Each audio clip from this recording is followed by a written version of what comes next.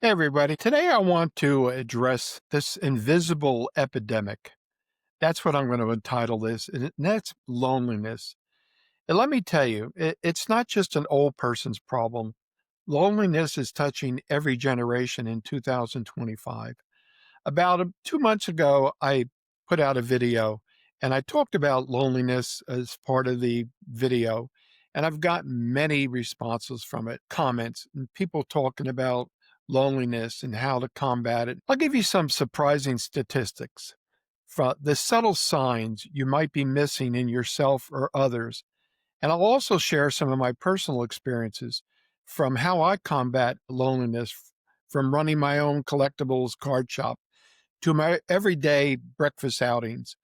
I'll also give you some more practical tips to build more connections and joy into your daily life. Stick with me to the end because I'll share my own loneliness prevention toolkit. I'll give you 10 ideas that can help you prevent loneliness. You might be surprised that in 2025, loneliness isn't highest among seniors. Younger people are reporting it in record levels also. College students, new parents, and professionals in their 30s and 40s feel isolated. For seniors, it often shows up more subtly. I can't tell you how frequently other seniors have told me, "Hey, John, I feel invisible," as if I feel like I don't even exist anymore. That really hits home. It's not just about being alone, but it's a feeling of being disregarded, like you're no longer valued. And that's very important to a senior. You need to feel like you're still valued, you're still important. You're still important as far as being a productive part of society. Now, my personal journey, I've had moments of isolation, especially after significant life changes. Yeah, I mean, when I got divorced, naturally, I felt lonely for a while, maybe a couple hours, but no, beside the point. A couple of months, I kind of felt lonely. You know, when you get divorced, some of your friends leave you because they're friends with your ex-wife, and they'll just disregard you. They won't even bother with you anymore, and that's fine too. That's happened before, and it is what it is, and I'm not going to dwell on that. But then I realized, in order to combat uh, loneliness, I had to take action. That's when I started leaning into the small things that brought me joy in life. Every morning, I get up, shower, usually shave, get dressed, out of the house I go. I get my rollator and I take it out to the car, load it into the car, and then I go out for breakfast. I go out to either Chick-fil-A or I go out to Subway or some other location every once in a while. But those are the two predominant places that I go to. That's it's my little ritual. And I've met some wonderful people there, especially at Chick-fil-A. I have talked to numerous people. There's the one that I go to has a great staff, and they always say, "Good morning, Mr. John. How are you, Mr. John? How are you today, John? Is anything I could do for you, John?" I mean, it's a great feeling to get out of the house and talk to people. Some of them have actually sat down with me. I've had the owner sit down with me on occasion and talk to me. There's also another senior that goes to the one Chick-fil-A that I go to in the morning, and he's let me see, Charlie is 85, so he's 6 years older than I am, and he's by himself, and he goes there pretty much every day also. So we talk, we chit-chat, and then I turn my hearing aids off and I get my Kindle out, and I'll sit there and read my Kindle for the next 25 minutes to a half hour while I'm finishing my breakfast and enjoying my coffee. And that one act of leaving the house every day sets the tone for the remainder of the day for me. And then there's my card shop. I have a small collectibles card shop that I run by myself. Yeah, I have my son that helps me once in a while, but he has a full time job and then he has a part time business that he tends to. But he helps me whenever he can. And I also have somebody that comes in on a Friday once a week for me and takes out the trash and puts things away for me that I can't reach or lifts up the heavy things that I can't lift. And he's great. I mean, he comes in religiously every Friday for me, and I appreciate that. But having my own card shop and interacting with people is great for me.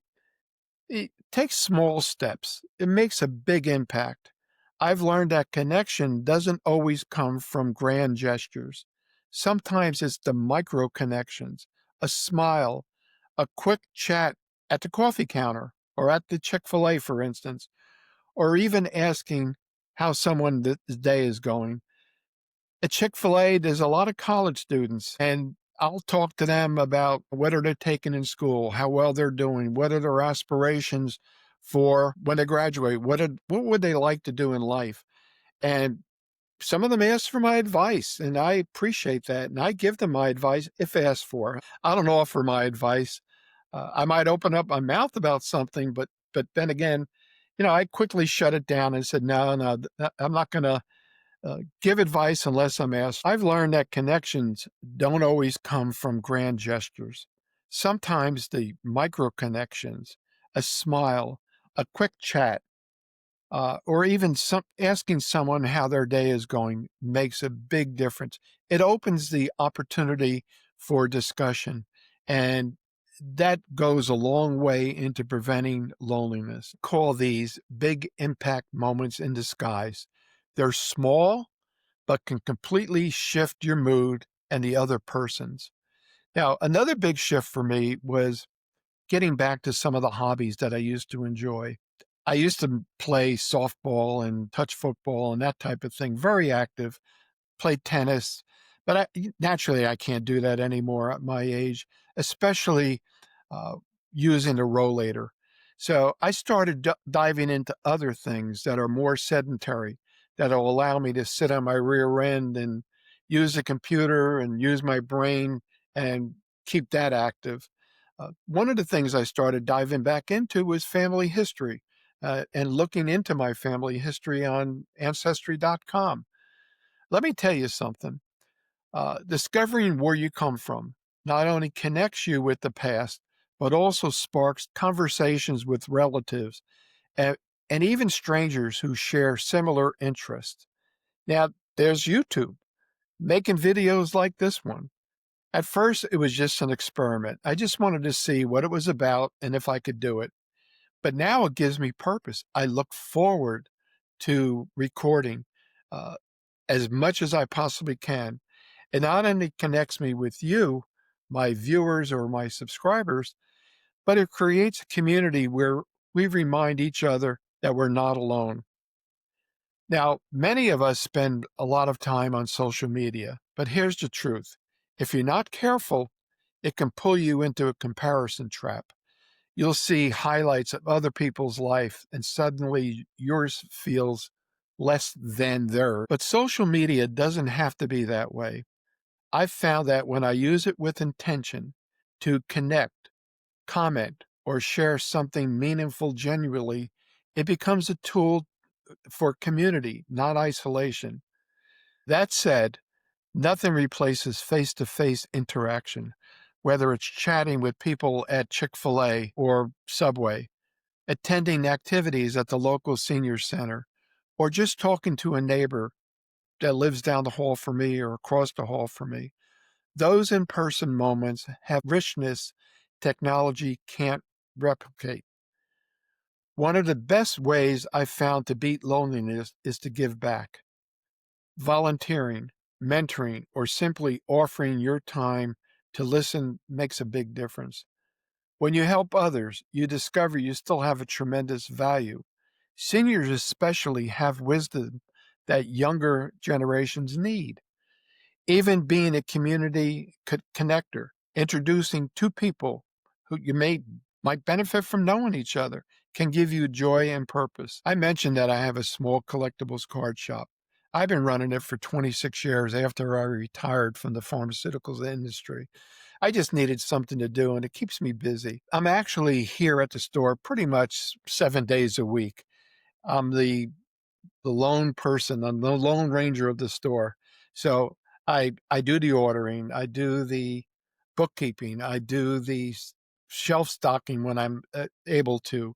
I clean up whatever I can clean up, and I open up Wednesday, Fridays, Saturdays, and Sunday. So I don't open up every day, and it's not necessary. But when I do open up, I have an opportunity to naturally deal in a one-on-one with my customers. Some of my customers I've known for a long time. I've known them, they're in their early 30s now, and I've known them since they were uh, in grade school. So now some of them bring in their own children, and it's great and it's satisfying to see that type of person come back into the store and still deal with me. And we banter back and forth, and I'll say, "Hey, remember when you sassed me and I you know, said that if you hit me with that comment again, I'm going to drag you across the counter and then I'm going to call your mother." And he said, "Yeah, I remember that. I was scared because I thought you'd call my mother or my father and they would yell at me." He said, "But now I understand why you were tough with us because I have to be tough with my own children. Now I understand why you did so." And they still ask me for advice. It's gratifying when they ask me for advice on something that they're trying to figure out or they're trying to grow from or something that they did and they should have, done something different, and they ask my opinion of it. I get great satisfaction out of it. And now they don't always take my advice, and that's fine too, but at least they ask for it. And that's important. Now, how do you keep loneliness from sneaking back in? This is what I'm going to categorize as my loneliness prevention toolkit. These are 10 practical things that a person can do to prevent loneliness. They're simple, doable steps that work across all ages, but mighty for seniors. Create a daily routine. Having a set plan for your mornings and evenings give you structure and purpose. Get out of the house regularly, even short trips. Go out for breakfast. Go out for a walk if you can. Or in my instance, I use my rollator and I'll walk to the end of the complex if I can get that far. Go to the library or a local cafe. It helps you feel part of the world. Go shopping. Go food shopping. I do all my own food shopping. My son lives with me, and I insist upon doing all the food shopping because it gets me out of the house, and I buy what I want to buy actually. So that's important to me. Nurture micro connections. Smile at a neighbor, chat with a cashier, or say hello to someone in line. These small interactions can add up. I know when I'm at the grocery store, I always talk to the cashier, even if I don't know them. I ask them how their day is going. If there's somebody in line, I'll make a comment. "Boy, I can't believe these prices are still going up." Or, "Man alive, the price on this has skyrocketed over the last couple of days." And I'll usually get a, "Yeah, I know. I have the same problem or the same thought." But it gives you an opportunity to talk to that person and not feel lonely. Pursue hobbies and interests, whether it's ancestry research, gardening, crafts, or music. Hobbies keep your mind engaged and can spark new friendships. I'm sure everybody's had hobbies in their lifetime that they've put aside because they just didn't have the time to do them anymore or it just didn't interest them anymore. But dust off some of those hobbies, if it's stamp collecting or woodworking or, as I mentioned, uh, gardening, sewing, or whatever you want to do. Look back into it, and that gives you purpose. That gives you an opportunity to get out. And after you're pursuing your hobbies, if you need something, you're going to go to the store and buy something for sewing or something. It gives you an opportunity to get out of the house. Use technology for connection, not just consumption. What that means is connect with technology, just don't consume it. Video calls, online classes, or communities like YouTube can create real bonds. Every once in a while, I'll get on FaceTime and I'll contact my grandson. And it's better than just texting him or just calling him. I could see him, see his face on FaceTime and talk to him. And it gives me an opportunity to connect with him. I just don't consume it by saying, "I'm going to send you a text," or wishing you a happy birthday by text.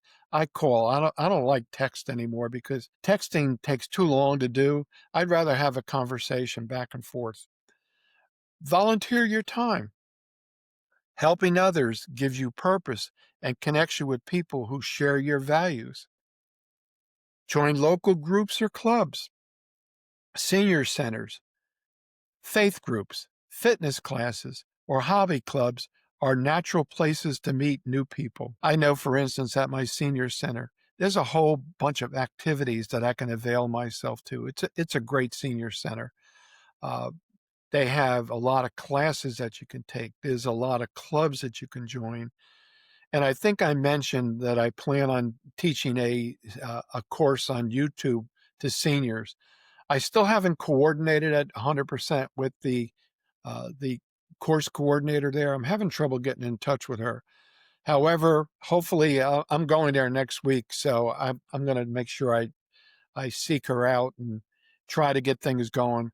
Supposedly, it's going to be December, January, and February coming up, but I have some surgery scheduled, so I may have to massage that schedule around a little bit and maybe postpone it, but I haven't decided yet. And it's up to her. Stay physically active where you can. Walking, stretching, chair exercises not only improves health, but also boost your mood and confidence to socialize. Schedule regular check-ins. Call or text family and friends weekly. As I mentioned before, I talk to my grandson as much as I can, and my son. Both of them live about 500 miles away from me, so I don't see them that often, unfortunately. But I do try to check in with them and talk to them on occasion, even if it's just for a short hello. Consistency keeps connections alive. And lastly, be open and vulnerable. Share honestly when feeling lonely. Reaching out is not showing a weakness. It invites others to do the same. And yeah, I'm going to get back to YouTube. YouTube is a great opportunity to join it, and you can comment and you can talk to the creator. Most of the creators, especially the smaller creators, will answer you back. And that's an opportunity to communicate directly with that creator if you like their subject matter. And I get a lot of comments, and I make sure that I take the time to get back to every comment that I get. Uh, I think it's important for me to personally get back and do it. I don't always get to it on a prompt basis. It may be a day or two, but I felt if that person would leave a comment, they're taking the time and they're spending the time to leave a comment, then it's my obligation as a creator to comment back and show my respect by giving an answer back. And it's not just a thumbs up that I leave for them. It could be a thumbs up and then a comment. Now, I realize I forgot to introduce myself today. My name is John, and my channel is In John's Universe. And my ultimate message today is simple. You're not alone. Whether you're a teenager scrolling through TikTok, a parent who's juggling jobs and multiple responsibilities with their family, or a senior navigating retirement, connection is possible, and it starts with just one step. So let's keep reminding each other that we matter, are seen, and have value. If you like this video today, please like it, comment, and subscribe, and share it with someone else. I would appreciate it. If you have subscribed already and you're part of my community, thanks for coming back. I do appreciate your support. So that's it. That's all I have for today. And please comment, share your own experiences with loneliness, because your story might be the one that helps someone else feel less invisible. And that's what we're all trying to do, feel less invisible and feel like we're part of this world, a valued part of the community. We're not just forgotten, especially with seniors. Seniors, for the most part, feel like they're forgotten. They've lost a lot of friends, people who have passed on or people who have moved away. and they feel lonely and they sit around. No, get out of the house, do your thing. One guy commented to me, "I don't know how you do it. I know you're going to be 79 soon, and you seem so active." Yeah, well, some days I feel like just dragging my rear end and not doing anything, but I make sure I get out of the house and I do what I got to do. I stay active, and I'm always going to stay active, and that's part of the way I was. I guess I was raised to stay active, keep moving, and I'll always remember this: a moving target is hard to hit. So that's why another reason I keep moving. So thanks for spending time with me today. I do appreciate it. And until next time, take care and stay connected. Have a good day. Bye.